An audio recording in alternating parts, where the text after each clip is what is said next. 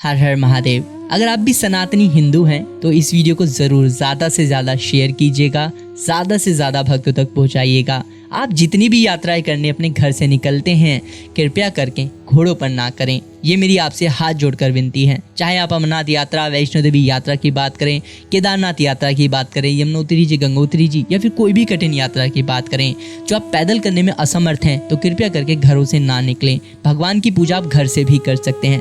आप ये नज़ारा देखिए कैसे भक्तों के द्वारा यहाँ पर प्रताड़ना दी जा रही है, घोड़ों को टॉर्चर किया जा रहा है, और अंत में क्या निष्कर्ष निकलता है कि घोड़ा दम तोड़ देता है, खच्चर भी दम तोड़ देता है। क्या सच में आपको लगता है इस तरीके की यात्रा करके आप मोक्ष को प्राप्त करेंगे, भगवान को खुश कर पाएंगे?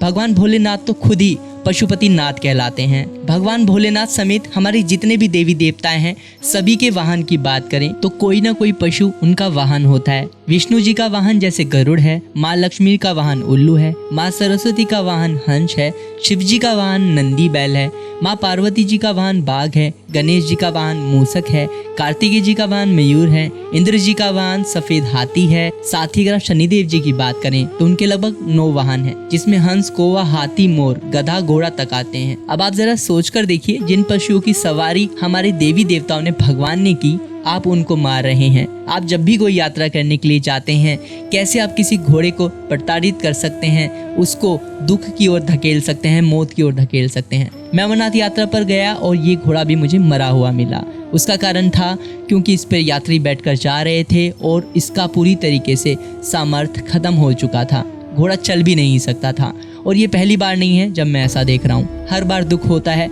समझ नहीं आता किस तरीके से यात्रियों को समझाया जाए। एक चीज तो यहाँ पर समझनी होगी यात्रियों को, आप ऐसे मोक्ष की प्राप्ति तो बिल्कुल भी नहीं कर सकते। कोई भी आप यात्रा क्यों ना करें, चाहे वो कितनी आसान या कठिन यात्रा क्यों ना हो, अगर आप उसे करने में असमर्थ हैं, आपको लगता है कि आप बिल्कुल भी फिट नहीं हैं, तो आप क्यों ना घर बैठे ही भगवान को याद करें। और अगर आप फिर भी वो यात्रा करना चाहते हैं, अगर आप हेलीकॉप्टर सेवाओं के माध्यम से यात्रा करेंगे, तो कम से कम आप किसी जानवर की मृत्यु के कारण तो नहीं बनेंगे। जो लोग जानवर को जानबूझ के प्रताड़ित कर रहे हैं, आप कम से कम उसमें भागीदार तो नहीं होंगे। आप देख सकते हैं मैं अमरनाथ यात्रा करने के लिए आया हूं और यहाँ पर सिर्फ और सिर्फ घोड़े ही घोड़े दिख रहे हैं। अब इतने घोड़ों का कारण क्या है? क्योंकि सभी यात्री पैदल यात्रा करना ही नहीं चाहते। अब आप इन यात्री को देख सकते हैं जो कि जयकारे लगाते हुए जा रहे हैं, जबकि इनके पैर तक नहीं हैं, और उसके बावजूद भी इन्होंने यात्रा महादेव की पैदल करी है। ये कहीं ना कहीं हमारे मुंह पर एक तमाचा है, समाज के मुंह पर एक तमाचा है। कैसे इनके पास बहुत बड़ा कारण था यात्रा को घोड़े या पालकी में करने का, हेलीकॉप्टर में करने का। चाहते तो बहुत आराम से कर सकते थे। पूछे जाने पर इन्होंने बोला कि हर बार महादेव की यात्रा मैं पैदल ही करता हूँ, क्योंकि मैं किसी की मौत का कारण नहीं बनना चाहता। सुनकर सच में बहुत अच्छा लगा। अब चाहे बुजुर्ग यात्रियों की बात करें, आप इन्हें भी देख सकते हैं, इन्हें ऑक्सीजन तक की कमी हो रही है, पर उसके बावजूद भी पैदल यात्रा कर रहे हैं। बहुत सारे यात्री ऐसे देखने को मिलते हैं जो बिल्कुल स्वस्थ हैं, चल फिर सकते हैं, फिर भी घोड़े पर यात्रा कैसे कर सकते हैं। अब ऐसे में बहुत सारे यात्रियों का तर्क ये होता है कि अगर हम घोड़े पर बैठना छोड़ दें तो जो घोड़ा चालक हैं उनको कोई भी रोजगार नहीं मिलेगा।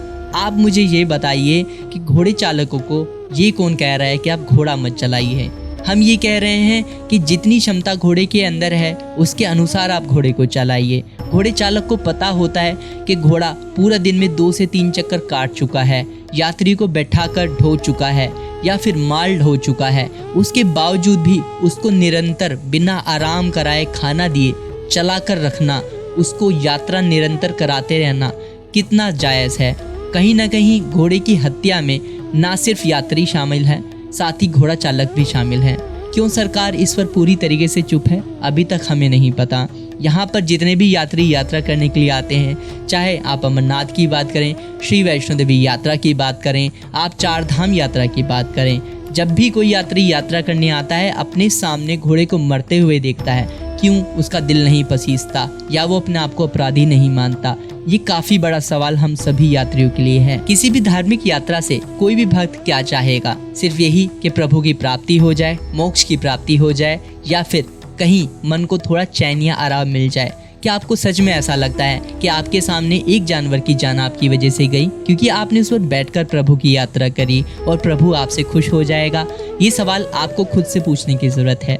मैं ये नहीं कह रहा हूँ कि आप प्रभु की यात्रा करना छोड़ दीजिए, मैं सिर्फ इतना कह रहा हूँ जितना आपका सामर्थ्य है उसके हिसाब से आप यात्रा कीजिए। अगर आपको ऐसा लगता है कि कोई भी सामान्य मनुष्य एक यात्रा को 2 दिन में कर सकता है और आप बूढ़े हैं या फिर उतनी ज्यादा फिट नहीं हैं, तो आप उस यात्रा के लिए क्यों ना 4 से 5 दिन लेकर आएं और उस यात्रा को फिर भी आप धीरे धीरे पैदल करें। पर अगर आपके पास यात्रा करने के लिए थोड़ा भी समय नहीं है, धैर्य नहीं है, तो आप कैसे उस यात्रा से कोई फल प्राप्ति कर सकते हैं? ये कहीं ना कहीं एक बहुत ही बड़ा सवाल सभी भक्तों के लिए है जो कोई भी यात्रा करने के लिए अपने घर से निकलते हैं। मैं यही आशा करता हूँ कि जो भक्त पूरी तरीके से स्वस्थ हैं वो बिल्कुल भी घोड़े पर यात्रा ना करें, और जितने भी भक्तों की मजबूरी है, विकलांग हैं, बूढ़े हैं, वो जरूर एक बार को घोड़े पर यात्रा कर सकते हैं। हाल ही में ही श्री अमरनाथ यात्रा पर मुझे बहुत बड़ा हादसा देखने के लिए मिला। रात के समय जब मैं बालटाल रूट से नीचे उतर रहा था तो मुझे देखने को मिला कि एक घोड़े ने यात्री को नीचे गिरा दिया और यात्री का पैर घोड़े की तनी में फंस गया। और उसके बाद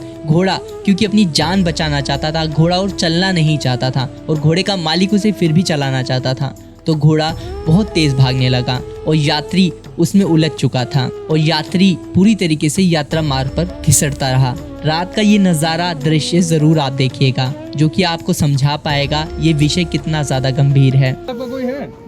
इन्हें भी लगी है क्या चोट? बहुत बचाव हो गया, खड़ के बाद नीचे गिरा देना था वहाँ से। और बंदा कहाँ गया? वो जो तो पैर में उसमें पैर फंसा हुआ उसका, वो घोड़े पैर थी, एक तो उसका तो फंस गया पैर। भाई घोड़ों से उतर जाओ, अपनी जान प्यारी है तो उतर जाओ घोड़ों से, मानो बात को।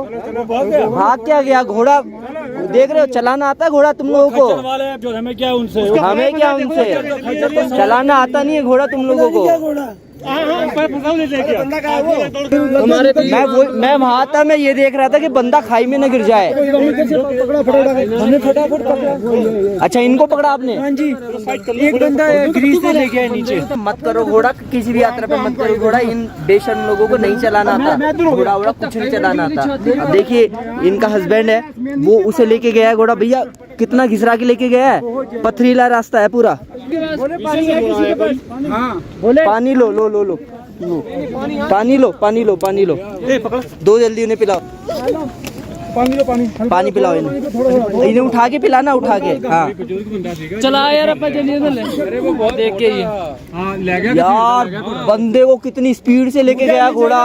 मेरे सामने मौत दिखी, मैंने इधर उधर हो गया, मेरे तरफ से निकल के गए दोनों। मेन बात है पत्थर है रास्ते पे बहुत ज्यादा, ये मोटे मोटे। बंदे के ऊपर घोड़ा गिरा, घोड़े के नीचे से निकाल के ले गया। दोनों फंस गए आपस में। अच्छा 2 घोड़े फंस गए आपस में? उसने 2 घोड़े फेंके हैं, घोड़ा बंदे के ऊपर आया, बीच में से निकाल के घोड़ा खींच के ले गया आगे। उसकी पैर फंस गया उसके अंदर। भाई वो घोड़ा ले गया सवारी को, खींच लेके देख लिया, घोड़े किनारे तो लगा ले पहले। भाई साहब लिटरली मतलब मेरी रूह कांप गई वो देख के कि ऐसा कैसे घोड़ा खिसका के बहुत गंदा घसीट के लेके गया। आपको तो पता है घोड़े की पावर कितनी होती है, घोड़ा क्यों भागा है पता है? एक घोड़े को 10-10 बार चक्कर लगवाते हैं पूरे दिन में, ठीक है? घोड़ा भी तो जानवर है बेचारा, उसको भी तो कुछ उसको तकलीफ होती होगी ना। ये हालत है भाई, और यही हालत उसमें अमरनाथ यात्रा में भी यही हालत है, केदारनाथ यात्रा में भी यही हालत है। जो इंसिडेंट हुआ है ना, लिटरली बता रहा हूँ मेरी रूह कांप चुकी है। और मतलब मेरे आगे वो चीज़ हो रही थी और मेरी इतनी हिम्मत नहीं थी कि मैं फ़ोन निकाल के मतलब शूट करूँ, उस चीज़ को आपको दिखा पाता, क्योंकि मतलब मैं उसके लिए कुछ करना चाहता था पर वो मुझसे बहुत दूर था। मुझसे कम से मान लो 100 से 150 मीटर दूर था वो बंदा जिसको घसीट के लाया गया। और बंदे खुद एडमिट कर रहे हैं इस चीज़ को, जिन्होंने उस बंदे को रोका। कम से कम 250 मीटर तक घसीटा गया है वो बंदा, सोचो। अब वो हॉस्पिटलाइज है, पूरा छिल चुका है, पूरा घिसट चुका है पीछे से। और ये देखो इतने बड़े बड़े पत्थर पे अगर किसी का सर लगेगा, किसी का पैर लगेगा, बचेगा बंदा। भाई मैं हमेशा अपील करता हूँ आप लोगों से, पता नहीं आप लोग सुनते क्यों नहीं हो, मत आया करो ना यात्रा पे, नहीं अगर पैदल करी जाती तो। और दूसरी चीज़ ये है, अगर करनी है यात्रा हेलीकॉप्टर से कर लो, आफत आ रही है। अब भाई उस बंदे की पता नहीं जान बचेगी नहीं बचेगी, कुछ नहीं पता उसके बारे में, कुछ नहीं पता। उसकी बीवी पीछे रो रही है, उसकी बेटी को चोट लगी है, इमेजिन करो। अब वो खुशहाल परिवार दर्शन करके वापस जा रहा था, अब ये हालत हो गई उसकी। पता नहीं लोग सुनते क्यों नहीं है। मतलब लिटरली आप यकीन नहीं मानेंगे, 1.5-2 दिन से सोया नहीं हूँ मैं प्रॉपर्ली, बिल्कुल हेडेक हो रहा है बहुत बुरे वाला। बट पैदल जा रहा हूँ मैं, मुझे पता है इन लोगों की हरकतें, इन लोगों को बिल्कुल फ़र्क नहीं पड़ता आप मरे या जिए, इनको क्या। आप किसी भी यात्रा पे चले जाइए, देखिए मैंने बहुत यात्रा कर ली, वैष्णो देवी यात्रा पे भी सेम टू सेम हाल है, उन्हें फ़र्क ही नहीं पड़ता रास्ते पे आगे कौन है। यही हाल केदारनाथ में दिखा, यही हाल यमुनोत्री जी में भी दिखा मुझे। तो आप मुझे बताइए क्या मतलब बैठता अपनी ज़िंदगी को रिस्क पे लेने का? पैसे भी देके आप ज़िंदगी को रिस्क पे रख रहे हो, मतलब है कोई चीज़ का? कोई मतलब नहीं। अभी पीछे बंदा बता रहा था उसको घोड़े से गिरा दिया, आज की बात है। मतलब लोग क्यों नहीं समझते भाई। चाहे लोग ना ये तर्क देते हैं कि भाई जानवरों का पालन पोषण नहीं हो पाएगा, उन्हें लोग मार देंगे, फलाना हो जाएगा, ढिमका। एक बात बताऊँ मैं, इस पूरी धरती पे जितने भी जानवर होंगे ना, जितने शायद हमें पता भी ना हो, वो सब जानवर भी ना किसी को मार के काट के अपने आप ही, मतलब जो भी उनकी प्रक्रिया भगाने में नहीं है वो कर रहे हैं, ठीक है। मुझे लगता है उन्हें आपकी ज़रूरत है और आप उनका अपना इस्तेमाल कर रहे हैं। ये कहना तो बंद कर दो, ये फालतू का एक्सक्यूज़ देना तो बंद कर दो कम से कम, कि महादेव की यात्रा कर रहे हो, कोई भी यात्रा कर रहे हो, कि भाई साहब घोड़ा का पालन पोषण नहीं होगा, ये नहीं होगा, बेकार की बातें हैं। सिर्फ जानवरों का इस्तेमाल और शोषण किया जा रहा है, ठीक है। मानो या मत मानो, आज नहीं तो कल मान ही लोगे, ठीक है। और मैं इतना ज़्यादा ट्रैवल करता हूँ लिटरली, और मोस्टली यात्रा बहुत ज़्यादा करता हूँ मैं, तो उस पर आप देखना क्या बुरी तरीके से लाद के लेकर जाया जाता है खच्चरों को। सच में इंसान कितना ज़्यादा मतलब फ़ायदा उठा सकता है किसी भी चीज़ का, देखना हो तो यही देख लो।